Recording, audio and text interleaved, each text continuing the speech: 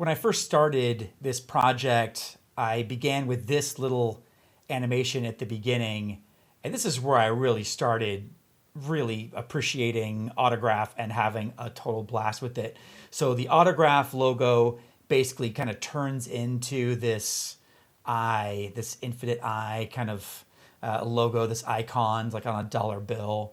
And the message is that like Autograph kind of like lets you see out over the motion graphic landscape to be able to design better.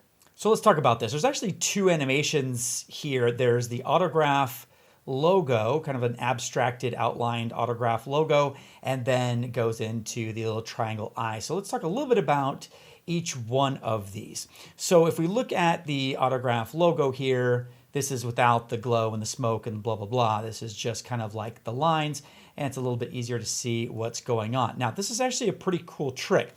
What I did is I went and I brought in these SVG outlines. Now, if I want to preview something, I could just double click it like an asset. And what's really handy is that there's this red color that's given to this text at the top here that lets me know that, hey, I'm not working on what my composition is showing. So right now I'm in this 3B blah, blah, blah, whatever composition, and I'm actually looking at something different. And that's why this is highlighted red. So I took the basic shapes of the Autograph logo, kind of removed the gradients and just kind of made these colors and brought this in. But what's very cool is that I can use this SVG to kind of help set up my project. Let me show you what I'm talking about. I'm going to right click on this, and again, this SVG file in the project panel, and I'm going to choose Create Composition from SVG. Now I could import this as a single shape layer, as individual layers, or as a single shape layer with no styles, no fill or stroke applied. I actually want this to be applied as layers. Each path will be imported on a separate layer. Click OK, and it makes this composition for me. And this is actually, we're looking at the right thing now because this is no longer red, so this is actually what we're seeing. So I have 3 layers here from the 3 components in my SVG. I layered these in Illustrator, and that's how like the names came about. Now, if I look at each one of these layers as they are selected here, we can see that we have a shape generator, a path group as expected, and then we have the path inside, and then we also have the style. So we have a fill here, and I'm just going to delete the fill, and I'm going to go to my shapes plus and add a stroke instead. And I'm going to do the same thing for the left. I'm just going to go ahead and add a stroke, and I'm going to go to the right side and also delete the fill and add a stroke. Now, I want the stroke attributes for all of these to be the same, for the color and the width at least, for all 3 lines to be the same. Now, we could paste a link, but then that's a little bit annoying to me because I can't remember which one of the 3 is at the top of the hierarchy. I want to adjust the attributes on either layer, any of these layers, and have all the other layers adjust accordingly. So it's super easy to do that. Again, select this, I'm going to select the stroke, and I'm going to, let's say, right click on the color, choose copy. Then I'm going to go to color on another layer, right click, and I'm going to choose paste shared. If it's paste linked, then that creates a hierarchy where that first layer is kind of like in charge. And I won't be able to control the color from any of the other layers, only from that controller layer. I don't want that. I want paste shared. So now we get a purple outline around the generator indicating that the data for this is coming from another place. And I'm going to do the same thing on the right side there, stroke color, paste shared. And now when I change the stroke color on any one of these, I'm just going to pick a green color, then you can see that they all adjust accordingly. I'm going to do the same thing with stroke width, right click, copy, any one of them, doesn't matter because they're all going to the same place. They're all sharing that value. Right click, paste shared, go to the other one, stroke width, right click, paste shared.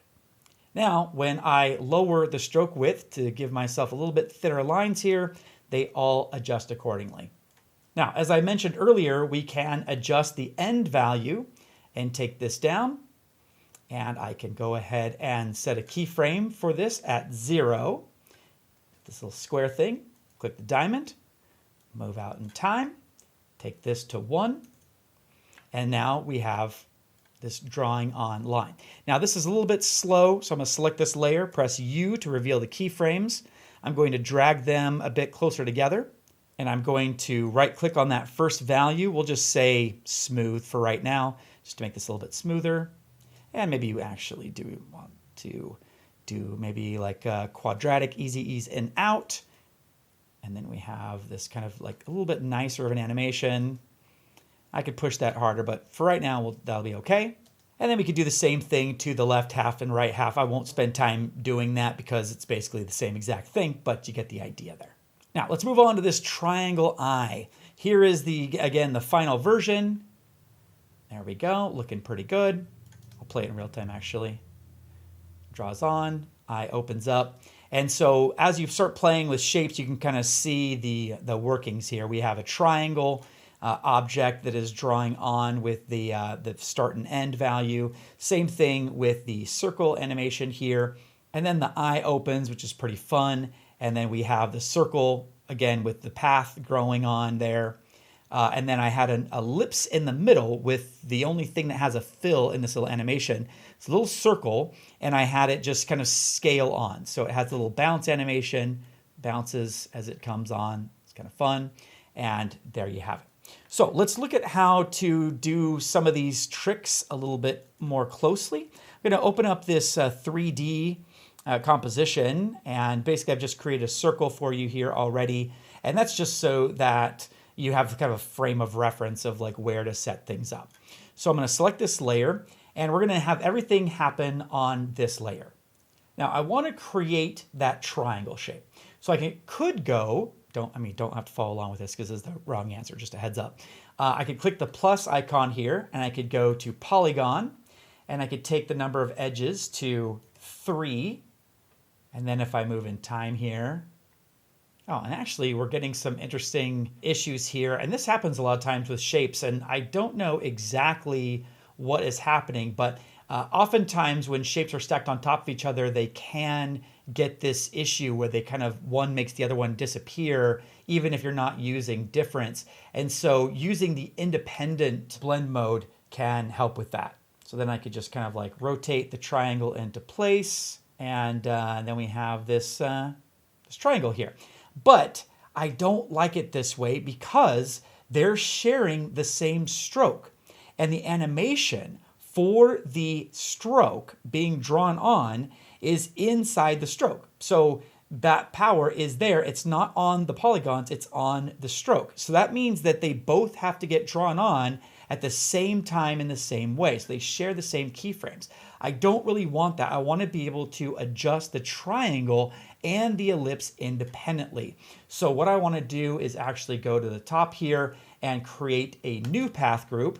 And I'll just call this, press the enter key, call this triangle.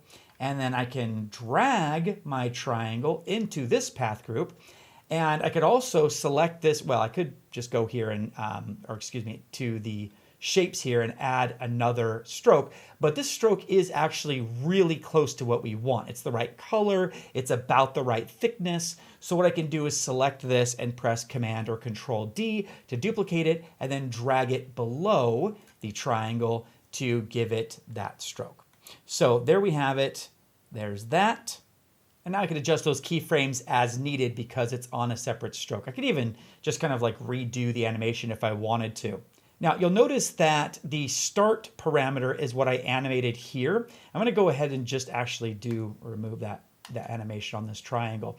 And I initially mentioned that you would animate the end value. So you would start at 0 and then animate to 100, but you could also do the opposite where you start there and then take this down if you wanted to go the opposite direction. And again, offset can help if it's not starting at the right place. Now let's talk about how to make that eyeball. This was kind of a fun little trick. I'm going to select the pen tool, and then I am going to actually go here, not here to the pre-made shapes because those don't give you Bezier points and handles, and I need that. So I'm going to come over here to the draw ellipse, and then I'm going to click and drag to make an ellipse there. Now, because of this upper left-hand choice where the fill style was chosen, then when I made this path, it automatically gave me a fill with a default setting or default color of white. And actually what I want to do is delete that and come here, duplicate the existing stroke, add it below my ellipse as well. And I actually want to make sure that I don't have any animation on that. And there you go. And maybe I'll make it a little bit bigger so we can see it over our Bezier path. Then I'll select this icon with the arrow, and this will allow me to move my control points into place. I could also get the gizmo here, so if I wanted to resize that, I can, or I could select individual points if I want to. But actually what I'm going to do here, to create the eye shape, old Illustrator trick, I'm going to select this convert tool, and I'm going to click once on them to convert them from a curved point with smooth Bezier handles to an edge point with no Bezier handles, basically just straight lines coming in on both sides. And that gives us a nice little eye shape. And of course, if we want to, we can select this little icon again, select one of these points and move them around, tweak them as we so deem necessary to create the perfect eye shape. And another fun trick that I did for this eye is, let's say I'll click this point right here, and I'll set a keyframe here. I'm going to go to make sure that the ellipse itself is selected, and then I'm going to go to Shape Keys, and I'm going to set a keyframe for Shape Keys. Then I can move in time and take this point. I'll just click a marquee around this point to select it. Move this up, hold the Shift key to make sure it still stays centered there. And then automatically you can see here by this filled in icon that it has created a keyframe for me. And so now if I move, now we have this eyelid opening there. Now here's a little tip for dealing with animation. When you have a square icon here that's not filled in, that indicates that this property is animatable, but it's not currently animated. When you have an empty diamond, it indicates that this property is animated, but you're not on a current keyframe. And then when you actually go to a frame with a keyframe, you'll see that it actually highlights white. It fills in, letting me know that that is a frame that this keyframe is on. By the way, if you press the left and right arrow keys, you can advance or go back and forth in time. So the right key will advance you one frame, the left key will take you back one frame at a time. And that's how to play with trim paths. It's a fun little trick. I recommend trying to create that eye animation if you're so inclined.